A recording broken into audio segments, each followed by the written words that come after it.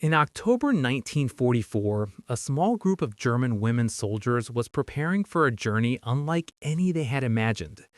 These women, trained and drilled in the harsh routines of war, had lived their lives under strict orders, constant propaganda, and the certainty that the world outside Germany was hostile.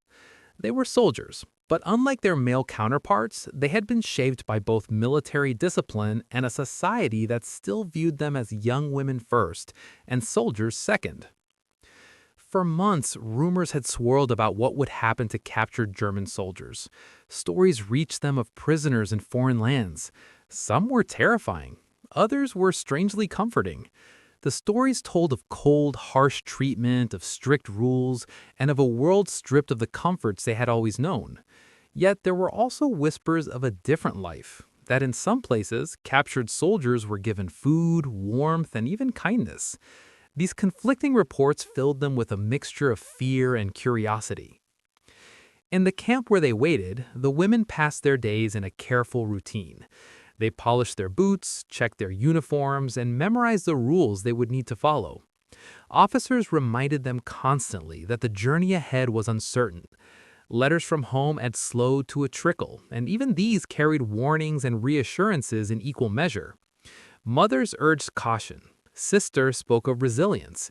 Friends reminded one another to keep their dignity. Every piece of advice was a reminder that they were leaving the world they knew and entering one that might feel strange, even surreal. Their minds were full of images painted by propaganda. They had been taught that the Allies were fierce, sometimes cruel, and that survival would demand careful obedience. Films shown in training rooms depicted enemy soldiers as unyielding and strange. Newspapers spoke of lands so different from Germany that a soldier might feel lost simply in the streets of a foreign town. Yet there were also stories that could not be ignored. The notion that captured women in particular might be treated with curiosity, even fascination, rather than outright hostility. As the transport trains were readied, the women packed what little they could carry. They folded neatly what remained of their uniforms, tucked personal letters into pockets, and carried the small comforts of home. A photograph, a notebook, perhaps a small piece of chocolate hidden from the officers. These items were not necessities. They were reminders of a world left behind, a fragile tether to the lives they had once lived. Among them, a young woman named Liesel imagined what awaited her. She had joined the ranks of the women's auxiliary services out of a sense of duty, not ambition. Yet now, as she sat on the wooden bench of the holding area, she found herself thinking not of military formations or drills, but of food. Simple meals she had taken for granted. Bread, butter, sausages. She pictured the steaming bowls of soup that her mother would make on chilly evenings. She imagined flavors and textures she might never taste again. These thoughts felt indulgent, almost forbidden, but they were comforting. The other women shared similar reflections. They compared memories quietly, a type of bread baked in a small village, a particular stew from childhood, a sweet treat offered as a reward for schoolwork. These recollections were more than nostalgia. They were a mental preparation for the unknown. The human mind, they realized, sought familiarity even in the face of uncertainty. Rumors spread among the group about what they might eat once they arrived in captivity. Some spoke of hard rations, bland and unappetizing. Others had heard of bread so soft it seemed unreal, or soups that smelled of herbs and spices unknown to German kitchens. The tension between expectation and reality filled their conversations. They wondered if they would recognize these foods, or if the flavors would be strange, perhaps even unpleasant. Beyond food, there were other expectations. They had been told they would sleep in orderly barracks, attend briefings, and perform small tasks under supervision. Yet the details were vague. Would they be allowed to walk freely? Would they have access to writing materials? Could they talk openly? Or would they be constantly monitored? Each question was a small seed of anxiety, planting itself in their minds as they awaited the journey. Their imaginations often ran ahead, filling in the blanks with scenes that were both exciting and unsettling. One imagined the cafeteria lined with long tables, the scent of roasting meat and fresh bread filling the air. Another pictured rows of orderly beds with crisp white sheets and warm blankets. Others could not help but imagine cold, gray rooms, Spartan meals, and officers who spoke a language foreign not only in words, but in tone and intent. As they boarded the transport vehicles, a quiet, nervous energy settled over the group. They were no longer in the safety of the familiar. Each step, each movement brought them closer to a reality shaped by forces outside their control. Conversations became softer. Laughter, when it occurred, was tentative. Eyes darted from one figure to another, searching for reassurance, for signs that someone else shared the same fears and hopes. During the long ride, the women observed each other carefully. Some seemed calm, their faces betraying little emotion. Others fidgeted or stared out the windows, their thoughts hidden behind distant gazes. The monotony of the journey allowed the mind to wander, to imagine the minutiae of daily life in captivity. Would they be hungry? Would they be warm? Would the food taste familiar, or would it challenge everything they believed about nourishment and comfort? They spoke in whispers of biscuits, of gravy, and of foods they had only seen in photographs or heard about in stories from soldiers who had returned briefly. The term biscuits and gravy became almost mythical, a symbol of a world beyond the confines of Germany. They wondered what it could taste like. Would it be rich and flavorful, or strange and unappealing? They laughed quietly at their own curiosity, knowing that such thoughts were indulgent amid the seriousness of war. The officers overseeing the transport offered few answers. Their role was to maintain order and discipline, not to provide comfort. Questions about meals or accommodations were met with vague assurances. "All will be revealed when you arrive." Such phrases only heightened the tension, leaving the women's imaginations to fill in the gaps. Letters were read and reread during the journey. Some women carried notes from friends who had experienced captivity, describing meals that were abundant, clean, and even comforting.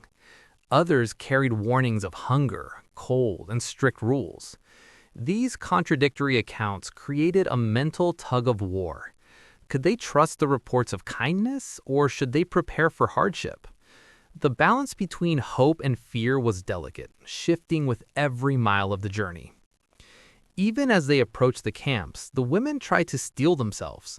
They practiced routines in their minds, waking, eating, cleaning, following instructions. Each imagined scenario was rehearsed mentally, a way to assert some control over the uncontrollable. They reminded themselves of the rules, of the expectations set by their superiors, and of their personal conduct that might protect them. Yet, no amount of preparation could fully bridge the gap between expectation and reality. Their experiences had always been filtered through training, propaganda, and hearsay. The reality of a foreign land, foreign soldiers, and foreign customs could not be fully imagined. In a sense, they were walking into a story that had been written without their input, a narrative where they were both participants and observers. The women also carried emotional baggage. Many thought of families left behind, of parents and siblings waiting anxiously for news. Letters had become a lifeline, connecting them to a world that seemed distant and fragile. Each meal they imagined, each detail of life in captivity was colored by this connection to home. They longed for comfort, but they also feared disappointment. In the last hours before arrival, anticipation reached its peak. Windows rattled against the motion of the train. The landscape blurred past.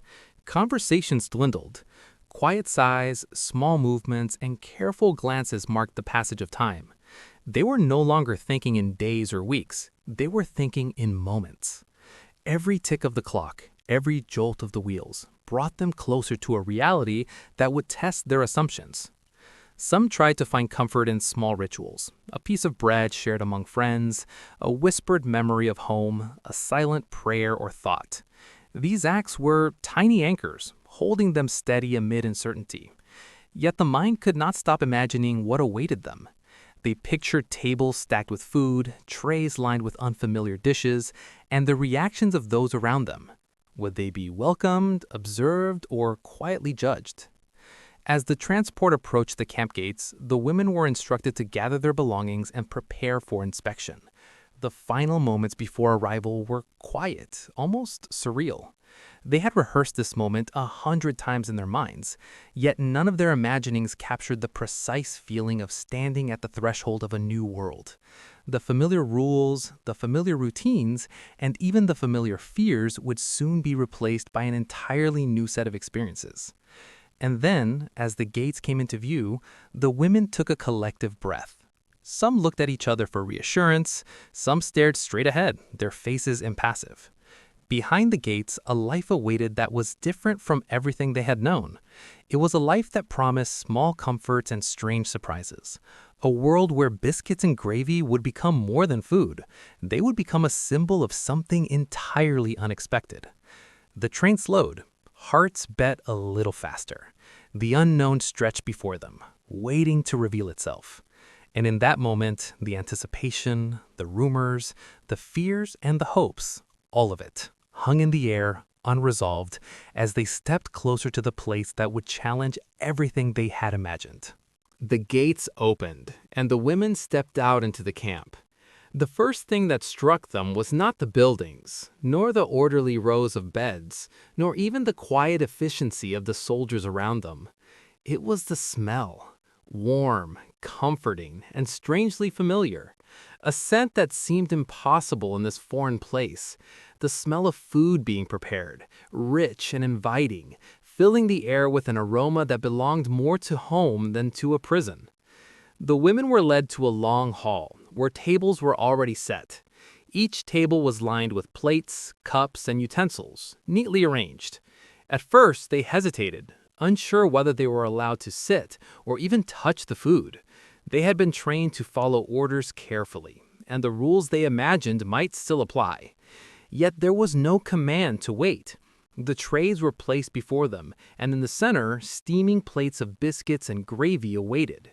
For many of them, it was the first time they had eaten a hot, well-prepared meal in months. The biscuits were soft, slightly sweet, and warm to the touch. The gravy was thick, creamy, and rich with flavor. Liesl, who had imagined such a meal countless times during the long journey, could hardly believe it was real. She lifted a piece of biscuit, dipped it into the gravy, and took a tentative bite. The taste was both simple and extraordinary. It was nothing like the rations she had grown used to, nothing like the dried bread or canned meals that soldiers often endured. It was, quite simply, nourishing in a way that went beyond hunger. Around her, the other women experienced the same shock. Some gasped quietly, as if the flavors themselves were astonishing. Others laughed softly, almost in disbelief. One young woman whispered to her neighbor, "Are there leftovers?" As if the meal was too good to be real, too abundant to be fully trusted. For weeks, they had imagined scarcity, coldness, and discipline. Now they found warmth, care, and unexpected generosity. The psychological effect was immediate. Fear and tension, which had been carried like invisible burdens throughout their journey, began to melt away, replaced by a cautious curiosity. Their minds, which had rehearsed every possible hardship, now struggled to reconcile expectation with reality. How could a camp, foreign and under enemy control, offer such comfort? Could it be an illusion? Or was this, in fact, a different way of life, one where they could exist without constant fear? Letters and diaries written in these first days capture this sense of wonder. One young woman described the meal in careful detail. The texture of the biscuits, the smooth richness of the gravy, the way the taste seemed to remind her of Sunday dinners at home. Another noted the strange relief she felt, that the guards were not harsh, that the rules were strict but not cruel, that the routines were predictable yet humane. Even the simplest actions became moments of reflection. Pouring tea, breaking bread, passing dishes to a neighbor. Each act was small, ordinary, yet it carried weight. These were women trained to expect hardship at every turn, yet now they were allowed, even encouraged, to experience comfort. The mind struggled to adjust, to accept that not every aspect of captivity was harsh or punitive. The communal nature of the meals also created unexpected bonds. Sitting together at long tables, the women observed each other's reactions. Laughter and quiet conversation began to fill the hall. They exchanged memories of foods from home, discussed flavors, and compared their expectations with reality. In these moments, they were not just soldiers or prisoners. They were human beings, connecting through the simplest of experiences, the act of eating. For many, this first meal marked a turning point in their understanding of the war, of their place in it, and of the people who now held them in custody.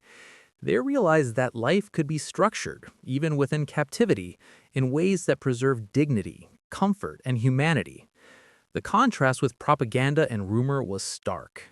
They had been prepared for cruelty, for scarcity, for constant fear. Instead, they found kindness, structure, and meals that nourished not just the body, but the mind. Over the following days, the shock began to settle into routine. Meals continued, always simple but carefully prepared, providing a rhythm to the day. The women learned the schedules, followed the rules, and began to observe the small details of camp life. They noticed the thoughtfulness in the arrangements, the way officers attended to cleanliness, the way tasks were assigned fairly. The reality was structured yet humane, surprising every expectation they had carried from home. Journals reveal the inner conflict is created. Some women wrote of disbelief that such treatment could exist in a world at war. Others expressed gratitude, sometimes almost shame at enjoying comforts they felt they had no right to. But slowly, the sense of shock gave way to understanding. They began to see that the world was more complex than propaganda suggested, that kindness could exist even amid conflict, and that human behavior was not always predictable. The meals became more than food. Biscuits and gravy were a symbol of the unexpected, of the difference between imagined hardship and lived experience. They represented the ability of a foreign world to be welcoming, even within a framework designed to contain and control. Each bite challenged assumptions, shifted perceptions, and gently altered the women's understanding of themselves and their captors. Social interactions reinforced this transformation. Guards were polite, patient, and professional. Tasks were assigned with clear instructions, and compliance was rewarded with trust and occasional small freedoms. These practices were in stark contrast to the rigid discipline the women had known in military training, where obedience was enforced through fear rather than understanding. The result was subtle but profound, a shift in attitude, a recognition that human behavior could be fair and even kind, regardless of nationality or allegiance. The women also began to form relationships with one another that were strengthened by shared surprise. They discussed the differences between rumor and reality, compared diaries, and shared memories of the journey. Humor returned in small doses, soft laughter, quiet jokes about their previous fears, and playful comments about the richness of the gravy. These moments were a release, a way to process the cognitive dissonance created by a world that was both a prison and a home in miniature. Over the weeks, the initial shock faded into a deeper understanding. They observed how daily routines, clear rules, and communal care created stability. Meals, once a source of astonishment, became comforting rituals. The biscuits and gravy were no longer mythical. They were part of life, predictable yet still satisfying. And yet, the memory of that first bite remained vivid, a reminder of the gap between expectation and reality, fear and relief, rumor and lived experience. The diaries of the women emphasize another aspect, the resilience of the human mind. When confronted with the unexpected, they adapted. Fear gave way to curiosity. Anxiety transformed into observation. They began to notice the subtleties, the way utensils were cleaned, the attention to personal hygiene, the care with which food was prepared. Each detail reinforced the sense that life could continue with dignity, even under circumstances that had once seemed unbearable. As time passed, the psychological effects deepened. The women reflected on how war had shaped their expectations, how propaganda had framed their understanding, and how personal experience had dismantled assumptions. The simple act of tasting a well prepared meal became a lens through which they could see the broader world differently. What had seemed impossible, frightening, or unthinkable was now ordinary. This ordinary experience held extraordinary meaning. Letters sent home during this period often describe the change in perception. Mothers and sisters were surprised to hear about warmth, comfort, and kindness from those they had imagined as enemies. The women tried to explain, in simple terms, that life in the camp was not cruel, that meals were nourishing, that the routine was strict but fair. They described the biscuits and gravy with a sense of awe, as though explaining a miracle that had occurred in an otherwise harsh world. The psychological shift extended beyond immediate experience. The women learned patience, observation, and careful reflection. They began to understand that life in captivity was not solely defined by fear or deprivation, but by small gestures, routines, and unexpected kindness. The contrast with the world they had imagined was striking, and it left a lasting impression on their understanding of humanity. Over the months, these lessons became internalized. The initial shock of abundance and care transformed into acceptance and gratitude. Meals remained simple yet nourishing. Routines remained structured, and interactions remained respectful. The women adapted fully, carrying forward a new understanding of the world, a world in which fear and expectation could be challenged by reality, and in which small comforts could hold profound significance. In quiet moments, the women would reflect on the journey that had brought them here. They thought of the rumors, the propaganda, the imagined hardships, and the careful preparations that had seemed so vital.